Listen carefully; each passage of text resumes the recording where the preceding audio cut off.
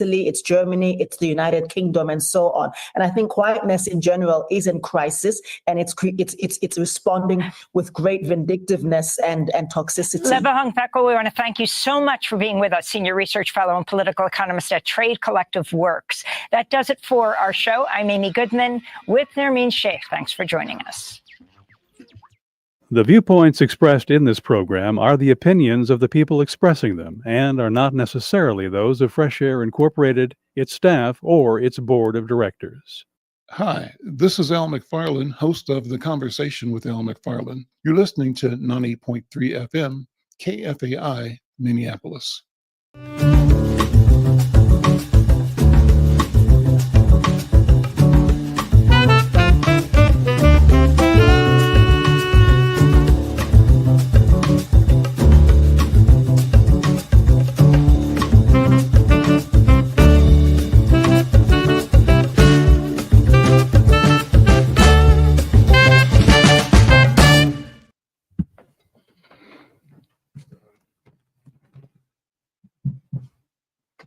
I'm Al McFarlane. Welcome to The Conversation with Al McFarlane. Glad to be here and glad to have you along as well. Special thanks to our friends and partners at KFAI 90.3 FM Minneapolis, worldwide at kfai.org. We're doing something that's significant, something that's important, and we're doing it for an important reason. We're here at George Floyd Square in South Minneapolis. We're at 38th and Chicago, and this week we're calling George Floyd Week and the program live from George Floyd Square. Our thanks, first of all, to the facility that has graciously allowed us to broadcast and live stream from location in South Minneapolis. We're at the Worldwide Outreach for Christ, and it's located at 3808 Chicago Avenue in South Minneapolis. Special thanks to Pastor Curtis Farrar for letting this happen, and also special thanks to one of the stewards of the church, and that's Deacon Charlie Irons. Senior moment. He's looking at me right now. Thank you, Charlie, for making the facility work for us today. I want to also thank all of the partners we have. We've got media partners outside of KFAI, SPNN Television. Steve Brunsberg is a producer. We have Speak Minneapolis giving us live television in Minneapolis. Rebecca Smith is here. Also with SPNN, a producer is Bianca Rhodes. And engineering this on the StreamYard link from remotely is Jared McMullen. Thanks to all of them. Before the show is over, I'll acknowledge the rest of the wonderful crew that makes this program possible. And I thank you for listening and visiting wherever you are. One of the platforms that we're talking on and through today is called Nubia and Narrative. And in fact, I became acquainted with this new, innovative way for Black people to get together and talk about making solutions, building a new world, a world in which we win. And, you know, you might get shocked at hearing me say a world in which we win, but the winning we're talking about, I believe, is winning for humanity, coming out of the mind, experience, the legacy, and the vision of African people. Well, to talk about that and to set the stage for this conversation, because today is about George Floyd, the remembrance, the memory, and how do we use that memory to move us into the future, I've invited one of my colleagues. I call him a fellow Nubian, and he's joining me from London right now. Brother Adesoje Njinla. Brother, talk about, introduce yourself and talk about what we're doing in Nubia, but also talk about how George Floyd and the George Floyd murder impacted you and Black people around the world. Thank you, brother. Yes, thank you for having me. Again, the name is Adesoji Ginla. I reside here in London. I'm a member of the Narrative family, platforming on Nubia. Yes. What else can one say? That period was actually a pivotal moment in Europe's history, because that video, that's 9 minutes, up to 9 minutes plus video, placed a mirror in front of the European audience and allowed them to see their history in 9 minutes. And for those who are in the United States who were not privy to the activity on the European side, I'll just give a quick run through. Now, in certain parts of Europe, there are negligible amounts population of Black people, as we'll call them. And it ranged from one, disgust, resignation, reflection, and what have you. So just a quick run through. In Budapest, Hungary, people came out in the streets, stood in front of the US embassy, knelt for the 9 minutes. Similar type thing was done in Rome, where a protest on that magnitude, of that amount of people congregated in one place to talk about racism had never happened.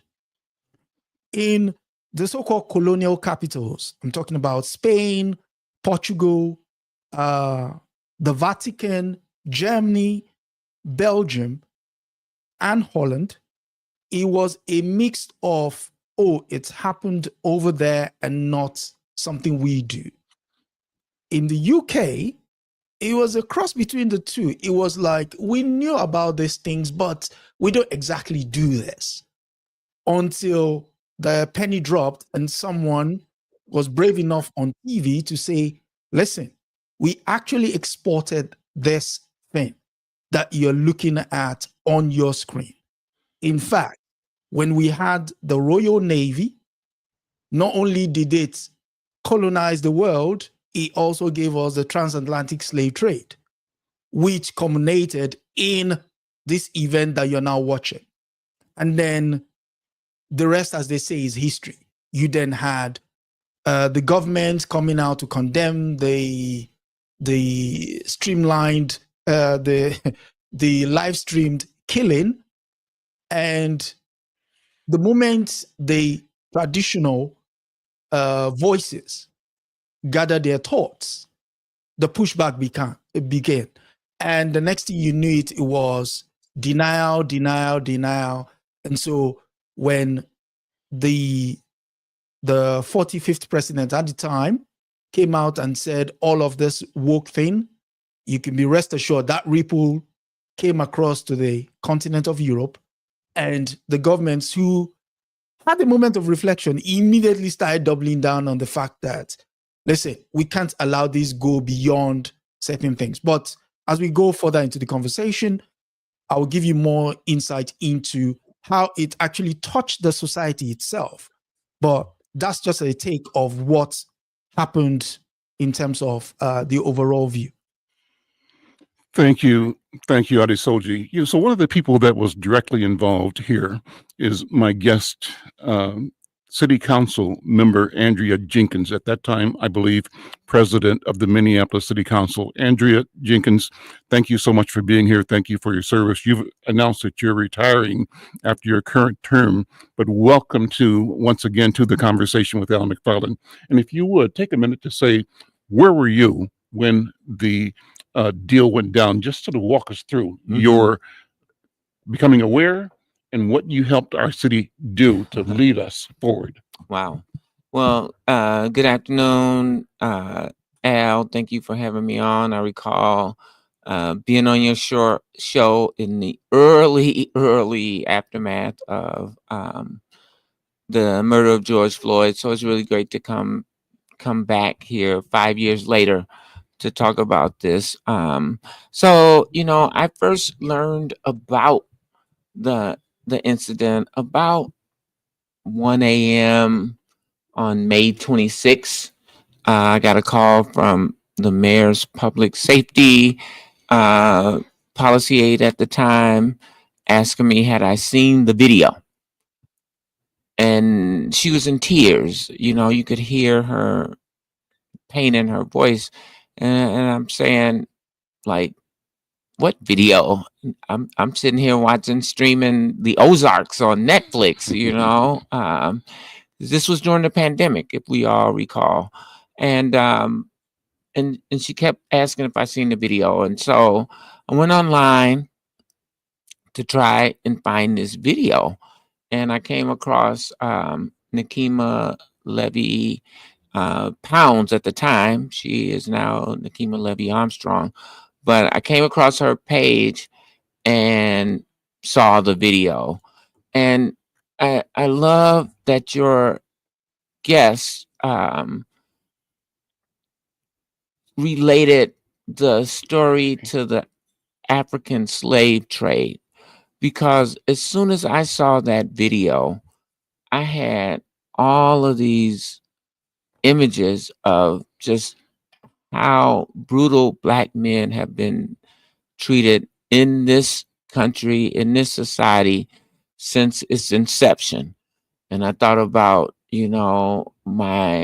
my grandfather, my father, who was incarcerated because of this system, my cousins, my uncles, like just all of these Black men who have been disabused by the American civil or criminal justice system,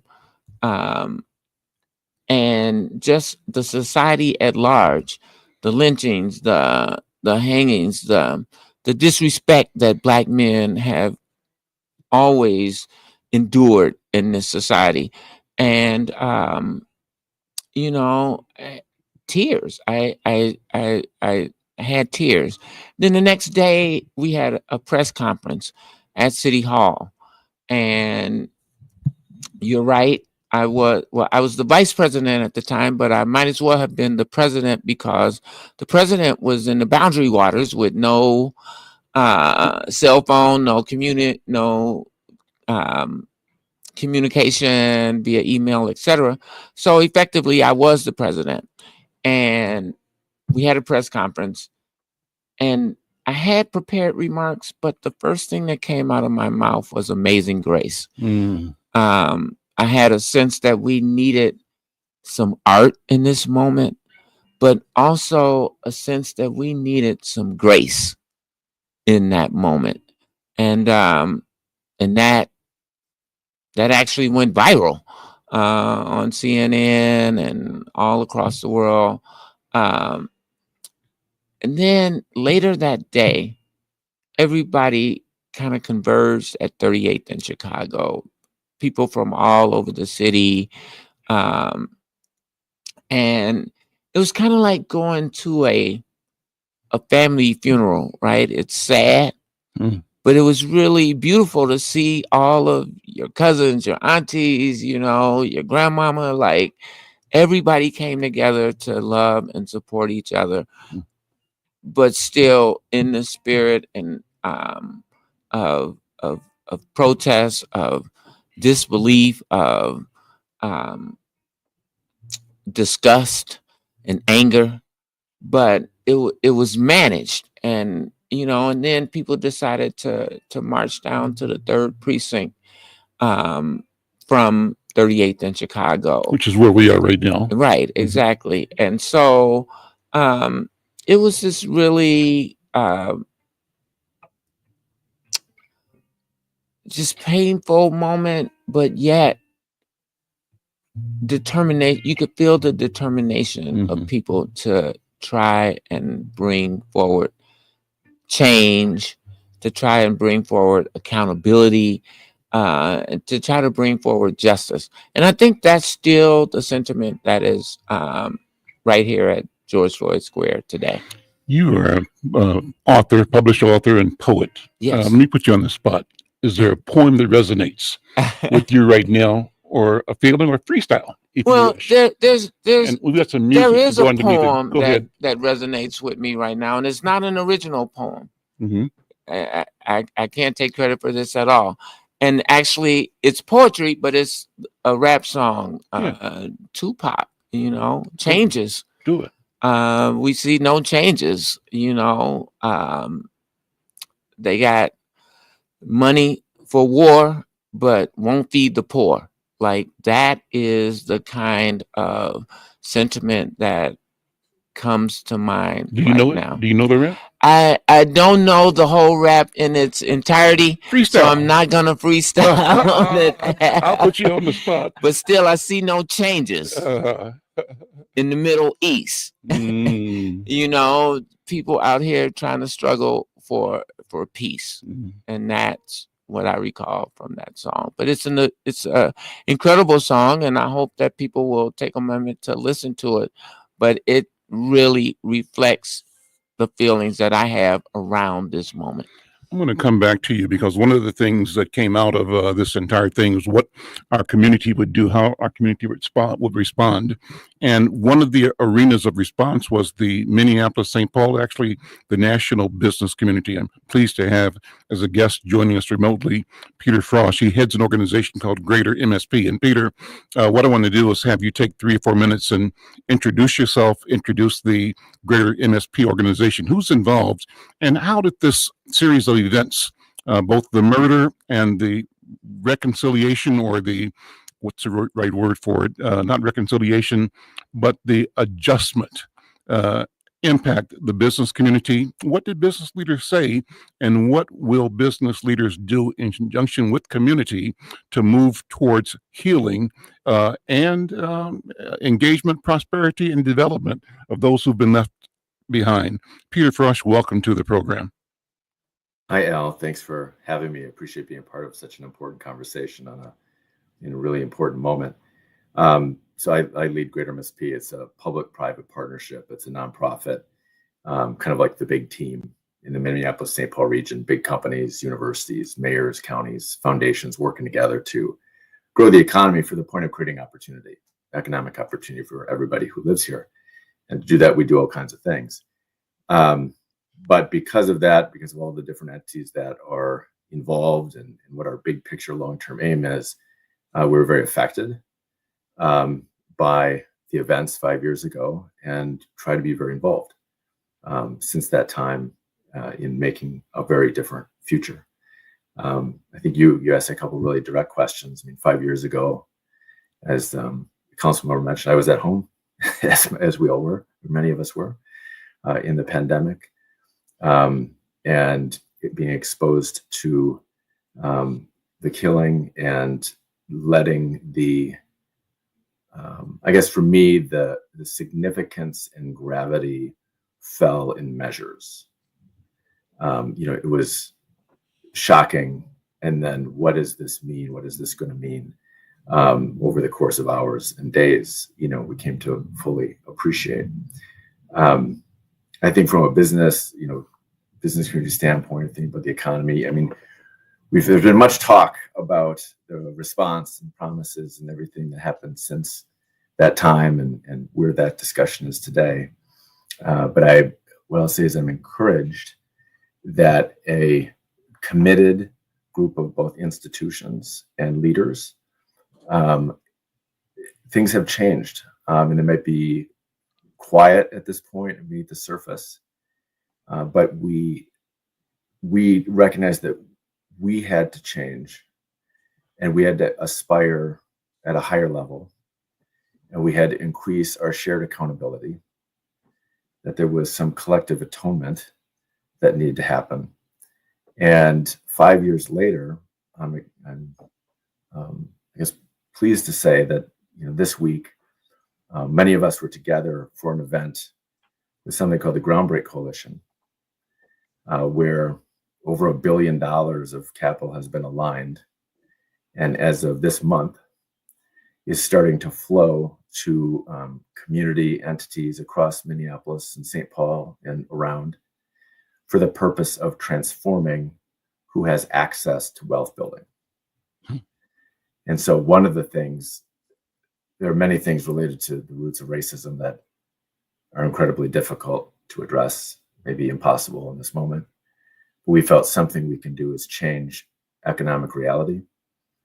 We can increase the level of dignity in which we treat everybody in our community by giving many, many more families a shot at building a vibrant life. And so the Groundbreak Coalition has some huge, unprecedented aims to create over 11,000 new homeowners of color in this region, over 5,000 new businesses owned by people of color, with a focus on the African American community. We want to invest in at least 60 new commercial developments in key corridors across the region. And just change the economic reality, in homes and in key communities.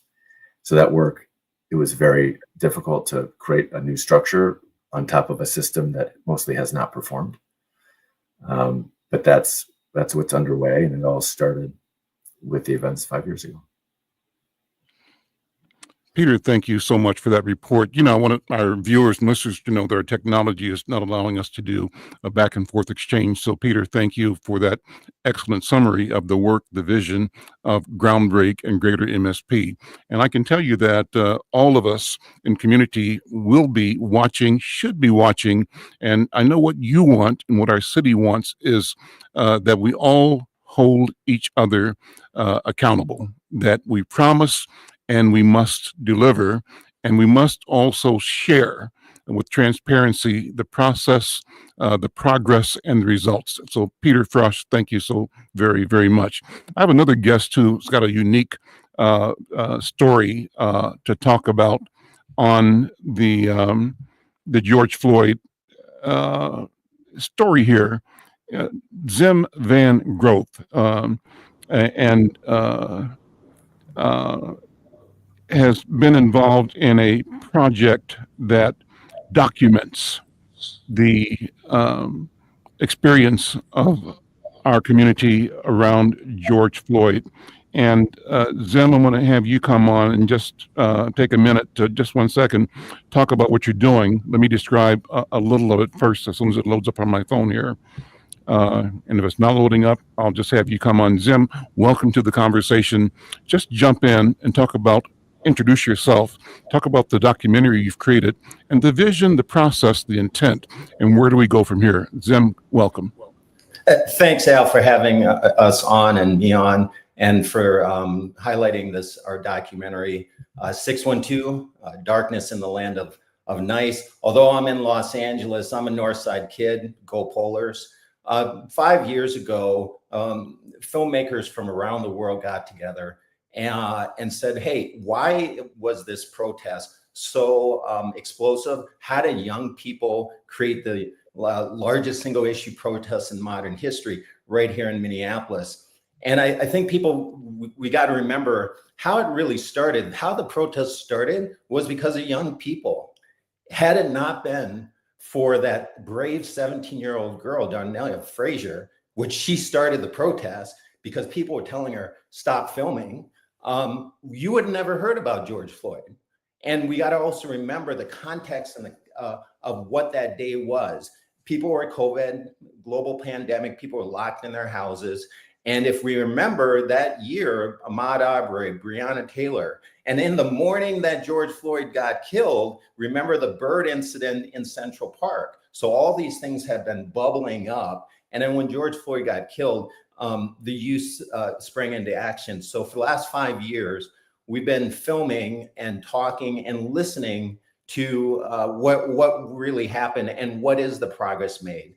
And so one of the things about the film, 612 Darkness in the Land of Nice, really focuses on are the solutions.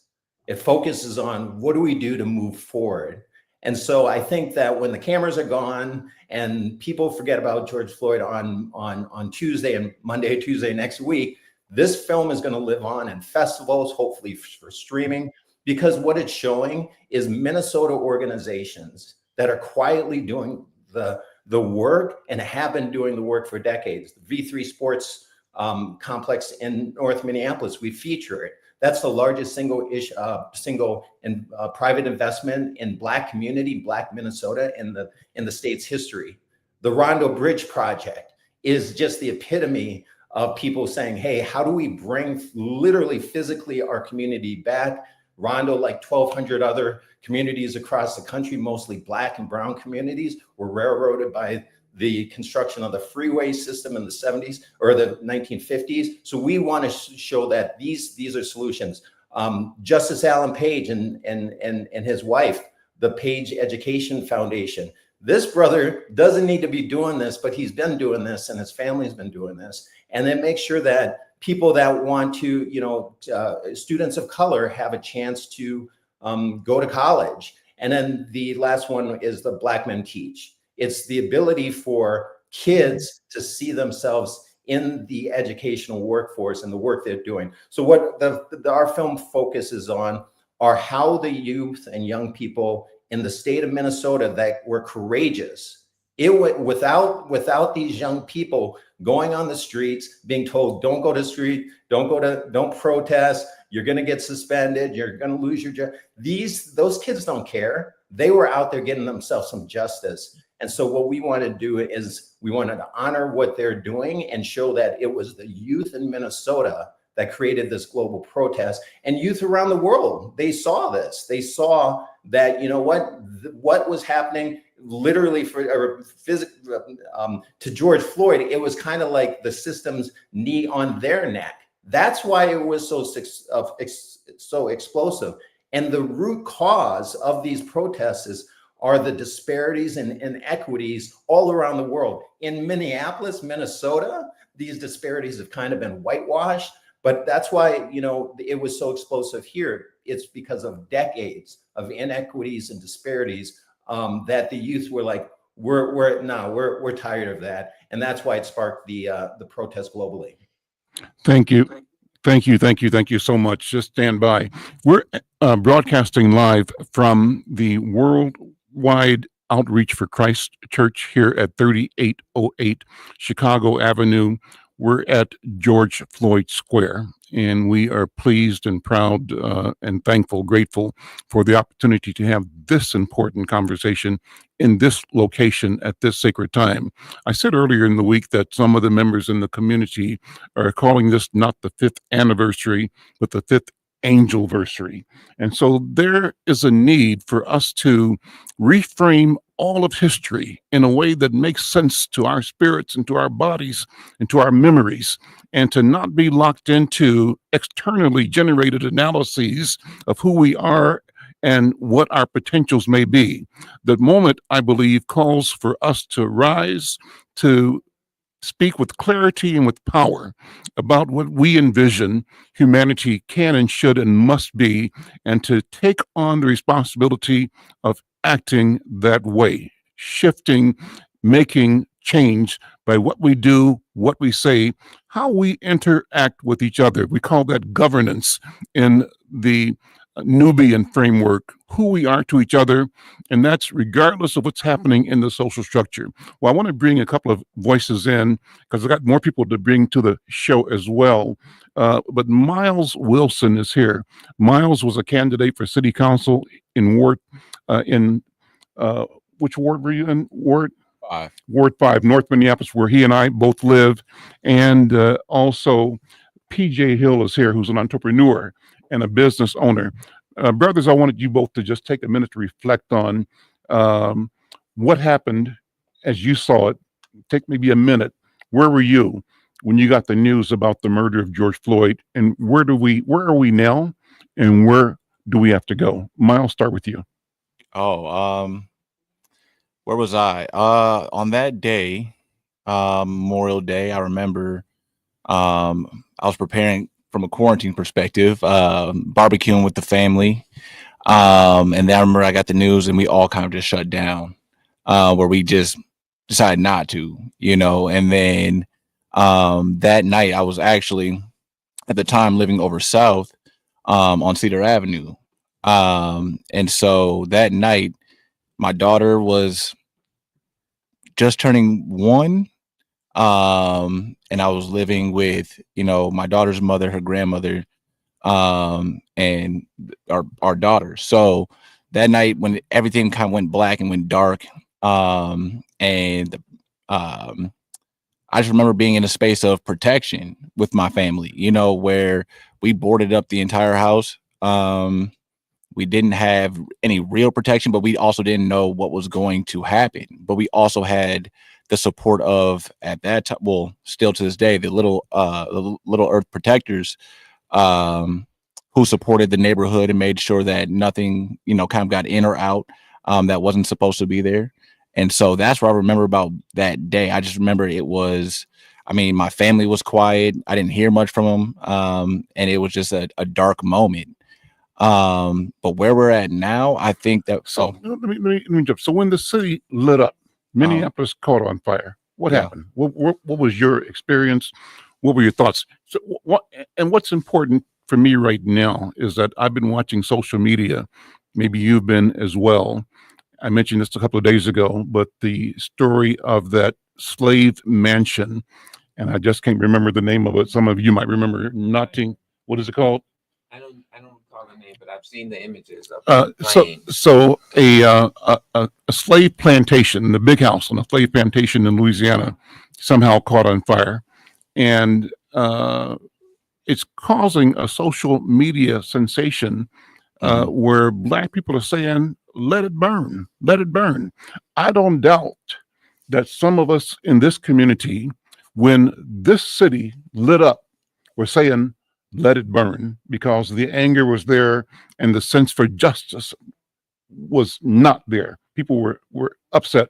So you saw kids, young people, and others in the community. What was your experience and what were your thoughts?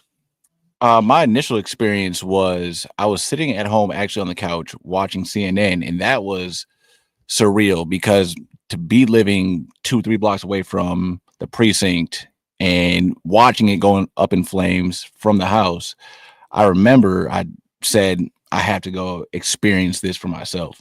So I got off the couch and I literally walked down Cedar, crossed Hiawatha, went over to Lake Street. And in that immediate moment, I was on the back end of Target where the semi blew up. And so the semi was on fire. The precinct was on fire. The liquor store that was on the corner was on fire. It was chaos, but it was energy that I felt that I needed to feel. You mentioned anger, but I felt that, like we've heard from other guests today, is people wanting that justice, and so being in that moment didn't feel. I felt the anger, but I more so felt the energy from the cries of help, the people that wanted change, that they were demanding this change right here, right now. So that's how I felt in that moment. But I just remember seeing everything just on fire. You had newscasts going off. You had people kind of running them all over the streets. But in a sense, nobody was there to hurt each other. They were just there to make a statement. So You channeled that energy personally into your commitment, at least a couple of areas that I know. First of all, let me say that I recognize you as the third or fourth generation of what we call a legacy family in this community. Your grandfather, Ray Island, was one of my mentors that kept me going. So I want to acknowledge Ray as an ancestor, and in doing so, reflect how we are all connected across generations, that this is there's not a division between young people and old people. This is a continuum, and that we're all experiencing that.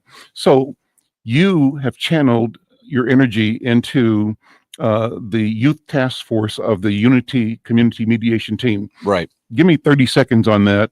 And then you also ran for city council. You said, let's put your money where your mouth is, run for the power. Exactly. And you didn't, and you're doing that now. Right. Take a few seconds on both, and then want PJ Hill to come in. Okay. So the Young People's Task Force was created as a subdivision of the Unity Community Mediation Team. And when I got involved in that, we heard from the voice of the young people. We did what we called community service conversations, or community conversations, where we went to individual communities and talked to young people about kind of what they felt during this time. And we wanted to help corral these voices. And we're talking younger than 15 at the time. But we want to help corral these voices to help bring them to the table and organize their voices and their thoughts. And so we did that over the last 5 years. And then stepping into a space where I'm running for city council is exactly like you mentioned, putting your money where your mouth is. It's stepping up to the plate where we know what our community wants. We're listening, taking action, and following through on those ideas, visions, and concerns that we hear. And so we're taking that all the way to November for this election. PJ Hill, entrepreneur, same questions. Take a minute. And when you guys are done, I want to have you take those moves so two other guests can take those spots for continuing the program. PJ? Yeah, first of all, thank you for having me on. Where was I at? I was probably one block who are up. You? Tell, who are you? Yeah, Who's PJ Hill. I'm actually a member of this church, Worldwide Outreach for Christ. My great uncle, Pastor Curtis Farrar, who's been here for 50 years on this corner, is the pastor here. I'm also a property owner and a community member. I was living 1 block away from here when George Floyd got murdered. So I was literally living like 1 block up on Elliott.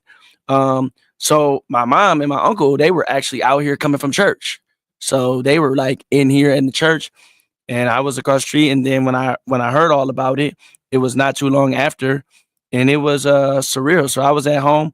I had never been involved in community from a social justice standpoint prior to then. Always been involved from a sports perspective. Obviously, I come from a very successful family of basketball. I played professional basketball, so did my sister, and always have given that energy to the community. So after, I was really at a loss of words, didn't really know what to do, but no, I wanted to get involved in community. And so many of these people who are sitting up here today, I've had the honor to be able to work with to play my role in the movement, however big or small it has been.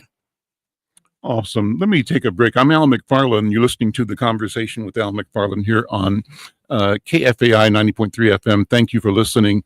And you may be joining us from several other streaming platforms, Nubia, Narrative, also YouTube, Facebook, LinkedIn. Thank you. If you have questions or comments, there may be an opportunity for you to drop a comment into one of the comment sections. And if I can get to it, I will. We're going to take a break and have Ryan. Ryan, have you got a song queued up? Do you have the one that I love the most that's appropriate for the time? We got it. Let's play that. And while you're getting queued up, I've got 2 guests I want to come around the room and sit over here. Go around that.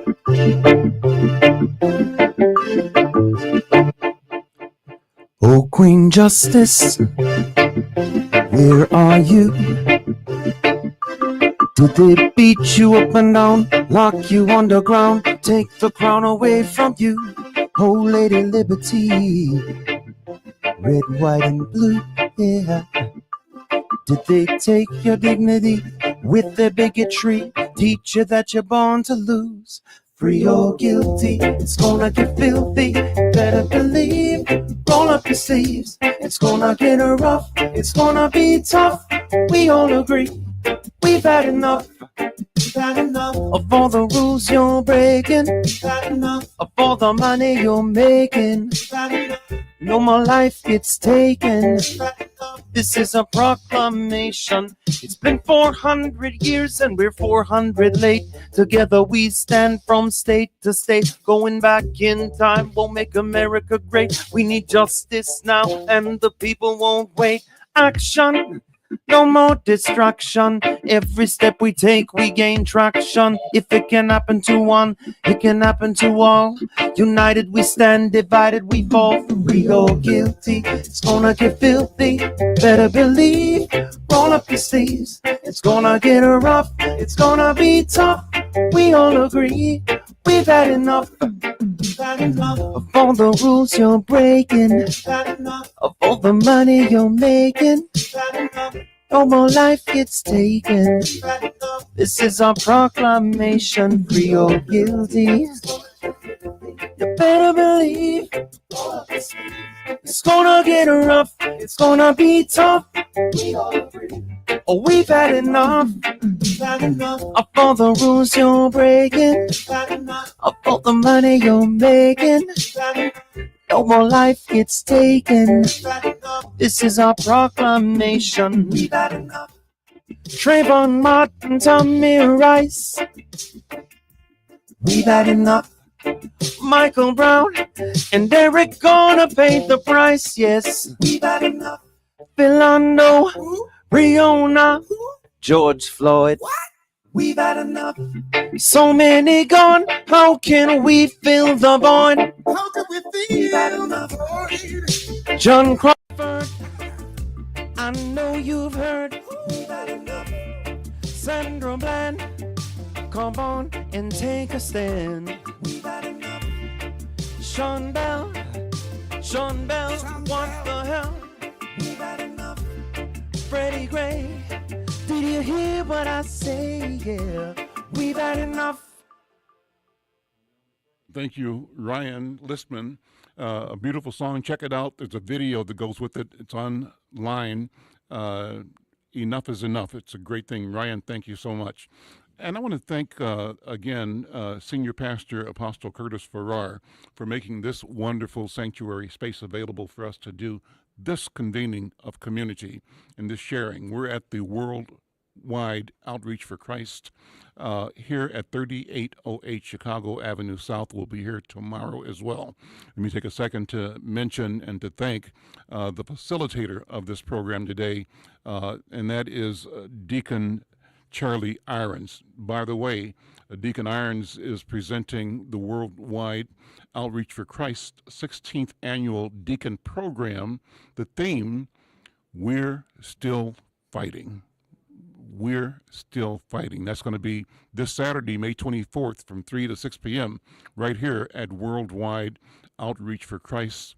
Again, the 16th Annual Deacon Program. The theme, We're Still Fighting. Well, let me continue today's program. And one of the people that I've had a chance to feel the fire from in her voice, her leadership, her vision is Alicia Crudup, Alicia D. Crudup. There we go. She said her partner wouldn't like it if I said the name wrong. So let's get it right. Alicia, so good to see you. Welcome. Alicia is a community leader, but when I started talking to her, she was the head of one of the neighborhood organizations. I think it was called Corcoran Association. But you've been embedded and invested in addressing the challenges, the needs, and creating opportunity in this community. Welcome to the program. Thank you. You know, and as you know, this is unscripted. What's on your mind? What's on your heart as we think about and sit at George Floyd Square right now? Well, that's heavy. Lean into the mic. Thank you for having me. It's a privilege and an honor to be here to share space in community. What's on my heart, what's on my mind, and what's heavy is the reality of that we are here in this situation. It is the unfortunate space that we can't escape as Black folks, particularly foundational Black folks. We have a different experience with this country that we built, not by choice, but by force. And so it's heavy because when I think about Brother Floyd, there is nothing in me that tells me that this man would not want to be alive today if you gave him the option, as Derek Chauvin kneeled on his neck and proceeded to murder him in front of dozens of people, including young people. And particularly there was a baby out there, a 6-year-old little girl. And so that in and of itself is heavy on me today. And I think about our position in the state of Minnesota, Black folks in particular, the conditions of Black Minnesotans and how much work needs to be done to reconcile amongst ourselves because the dangerous disease and the pervasive nature of white supremacy and how it works, it allows for certain elements to creep into our being and into our communication and how we move with one another that does not allow for us to fully trust, because we're always wondering who is the plant, who will go back and tell what we are working to do to not only free ourselves, but to free everyone else. The sooner the world realizes that everyone's freedom and happiness is intertwined with the existence of Black folks, the better off they will be. The less they will fight us, the less they will tell us how they think that we should live and what they think we want. But do you expect them to learn, Alicia? And if they don't learn, so what? The question is, what are we going to do? Listen, irregardless of what they do. I know they won't learn. History has shown me time and time again. And so I don't expect them to do anything. What I expect us to do is to get together and reconcile. And that doesn't mean that we have to be in agreement with how we do it, but we have to be in agreement into doing something to uplift us and change our position from a health perspective, because our health is our wealth, and we are dying. We're killing ourselves with not only the food that we take, but with the stress, with the rage that we feel, the constant state of fear and frustration. We talk about anger, Like, there is no reason that you should be filled with anger when you're 10, 11, or 5, but what you see with your eyes is your window to the world, and it can make you angry even if you don't understand the nuances of what the heck is happening. Jay the gardener is here. I met him yesterday, and this is a brother who says, look out here, maybe we can get a shot of outside producers of the square. But all around George Floyd Square is greenery, and this is the gentleman responsible for planting and doing the garden. And Brother Jay, lean into the mic if you would. Welcome to the conversation. Talk about what you are doing and why it matters. First of all, Andrea, it's good to see you. It's good to see everybody. And again, we talked about Jim Cook and D. Henry Williams, and they had an organization, Community of Light. And I'm a heritage keeper. And Jim, he passed on, but what a fruit does is leave everything, including seeds. And what you see out in George Floyd Square are seeds from my elders, from my grandparents, from my great-great-great-grandmother. Okay, because my grandma would always say, they would tell her, oh, you not gonna do it, but she said, well, my grandbaby will. And so we descendants, and they didn't take slaves from Africa, they took farmers and engineers and scientists. But I don't want to go all the way into that way, but that's the truth. Okay. When this happened, again, because I'm a protector. Andrea, she knows me from before all of this, from day one, where my heart's been. No titles, just task. And people have come to me and offered me titles, but I said, no, I'm more concerned with the task of keeping the peace. And when this happened, because Pastor Farrar's also he's a mentor, and my shepherd, Bishop Howell. Okay, because we would be there. And I take care of Shiloh. I plant the gardens at Shiloh. I planted things here. So I'm a servant. So when I saw where it was, because I was living at 3232. When I saw where it was, I said the voice that said, hey, you need to be here. So I was here the second day. That I saw it that night, and then that next day I was here. And what I was doing, I was spraying tea tree oil, lavender, and patchouli. Why? Because COVID's an airborne illness. So I knew there was going to be a bunch of people here. And so what I was spraying, asked Mayor Fry, because when he came here at that time, the first time I was there, and I sprayed his feet to make sure that everybody wouldn't get sick. Because I was spraying, they would say, oh, you're just taking care of the flowers, you're taking flowers. I was, because I want to keep them, the ones that donate fresh with water, but they also had scent and oil. You remember that? Because they were all, what you doing? And I was walking around without a mask. I still haven't got COVID because anyway, tea tree oil kills 5 nines. But we aren't want to go all the way into deep to that, but that was why I was here. And then after the eruption and Mayor Fry said nobody go out after 8:30. It was 10,000 people, and we were in the middle. And this was after we had just got the fists there. And I believe you probably there, but I got on the megaphone and I said, look, let's listen to like our parents said. Nothing can happen good after 10 o'clock. I said it, and I said, let's everybody go home. And then a majority of people heard it. You know how I know? Because the people that got caught doing things wasn't us, because we were at home. And then so what happened is this: the people that weren't us were hide. They thought, oh, we just gonna hide, but they didn't have nowhere to hide amongst us, and so they were caught, right? And so my job, my purpose here is to take care of us. Let me stop you there. That's a great testimony. Let me bring in Derek Armstrong. He's at the Agape Movement and the Father Project, also George Floyd Visionary Committee. Got about 2 minutes, brother. Lean into the microphone and introduce yourself, your vision. Where were you and where are you now? Peace. I'm Derek Armstrong. Thank you for having me. Pleasure to all the seniors on the staff. Hey, Alicia. Where I was actually on the corner on my bike, actually in front of the George Floyd sign when it all happened. So you're a witness? Yeah, I was a witness. Yeah. Tell us, give the testimony. As a witness, you haven't heard about that. You haven't seen that on no video either. But I just witnessed, the interaction, because we are the community, the neighborhood.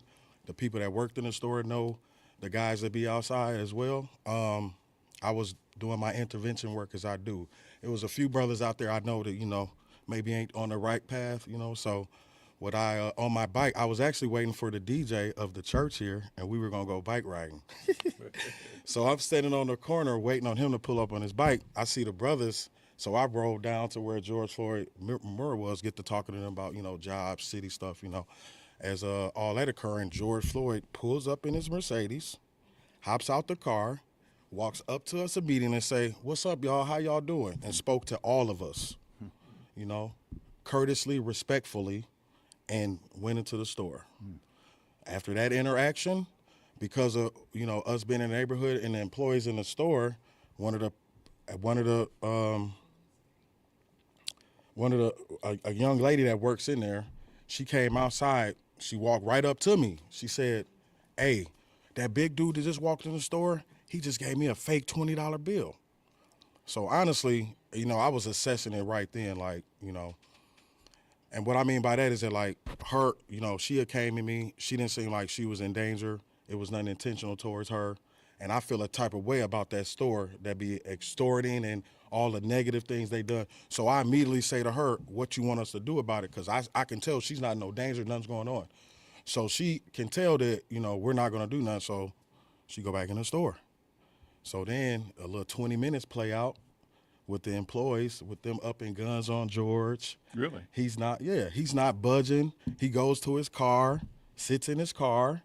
They run up on him again. And then at that point, they we can't take it. So they go call the police. Mm-hmm. That's when the police get involved. They come up to the corner, and honestly, at that point, I'm like, oh, what? Power to the people. Let me sit here and watch this. Cause let me see how they act. Cause when they pull up, it was kind of like that Matrix, like them dudes when they on Neo in the man, I swear, cause they beeline looked at us and immediately went to that car. Dude tried to pull George out that car with a gun in his hand and trying to pull this man that's plus 6 feet out the car. And the gun is going, and we're across the street. We're like, whoa, what is this? Like, they've on one. So the little tussle happens. Then they finally get George out the car.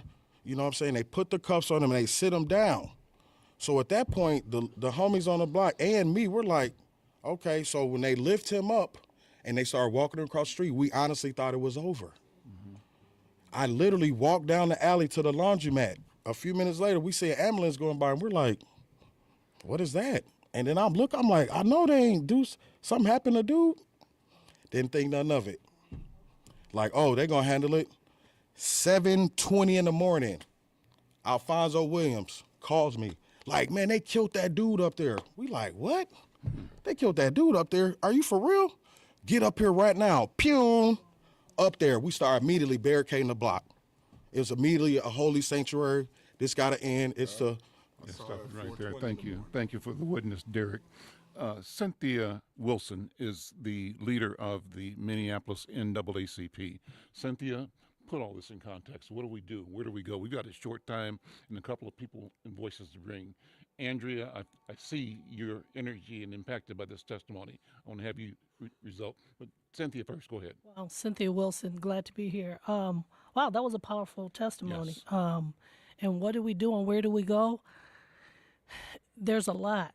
There's layers. But the first thing that we can do, we have to, I like a lot of what Alicia had said about we have to recognize what it is, come together, even if we don't agree with everything. And that's going to be a challenge within itself, right? Because there's so much work that needs to be done and no one organization can do it. But the biggest problem that we, the people, have faced is the fact that we talk about trust amongst other people. We have to get trust amongst ourselves. Mm-hmm. And as soon as we figure out that everything we ever need, we already have in us, that's when it's going to be trouble. Mm-hmm. But as long as they can divide us with that'll dollars be good and trouble. absolutely, That'll be good absolutely, trouble. it'll be very good trouble. But as long as they can divide us with money and different things like that's where the division comes in. But the truth of the matter is, there's a lot of work that needs to be done, and we're able to do it and do it to the best of our ability. And if I could just quick say one thing that the NAACP is working with UCMT. We've been doing things to help kind of do some reform with the police, Minneapolis Police Department, helping with their cadet program, where we're doing mediation, mentoring them, and then we're doing mediation with the police officers and the police chief himself, which is huge. I don't know if this is happening anywhere else around the country, but the fact that the police chief is coming over to the NAACP office for healing circles and having his police team, the police officers, come there as well to talk about what is impacting our community and how they can do it better. And the one thing that I found out, and I'm getting off here, is that we have more in common than what we have our differences. And so that's what we've been working on. So that's just a start, but there's so much that needs to happen. I'm so pleased to be working with young attorney Haley Taylor Slitz. She's, I think, 22, 23. The youngest woman to ever graduate law school in this country. She was in law school at 16, I believe. Haley, we got about 2 minutes because I want to also bring back in council member to sort of help close us out. But Haley, impressions, thoughts, what's on your mind? You know, this is a conversation that's been going on. I was here a couple days ago. I've been talking to the community, just talking to people, leaders. I think this is a very important conversation to be having. You know, I appreciate that you're having a conversation about and with youth. I think that really is going to, I think that's where it starts. I'm always talking. I find myself about the importance of intergenerational connection, making sure that we take the wisdom and the lessons learned from those before us and hand it to, carry on the torch and then hand it to those after us. Gen Z, I'm a member of Gen Z, is the first majority minority generation. It's the most diverse generation this country's ever seen. So I really think that building off of what everyone's saying, hearing the testimony, feeling the passion, that's something that we're going to carry with us. And we're really going to, I think, push the needle forward. We're going to see a lot of progress made. We've seen a lot of progress made. Obviously, a very long way to go. And I think that, leaning on our ancestors such as Maya Angelou or the Attorney General, being able to take those resources and carry it forward with our passion and with our energy and leaving it off to Gen Alpha and those after us, I think that's the hope I have. And that's what I'm hearing from everyone. I think that's what my generation will take. Andrea Jenkins, you were moved by the testimony. 30 seconds, if you would, because I've got 2 more things to do before we close. 30 seconds. I'm gonna drop these lines from Tupac. Go ahead.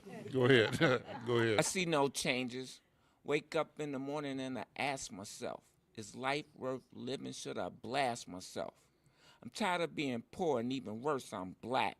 My stomach hurts, so I'm looking for a purse to snatch. Cops don't give a damn about a Negro.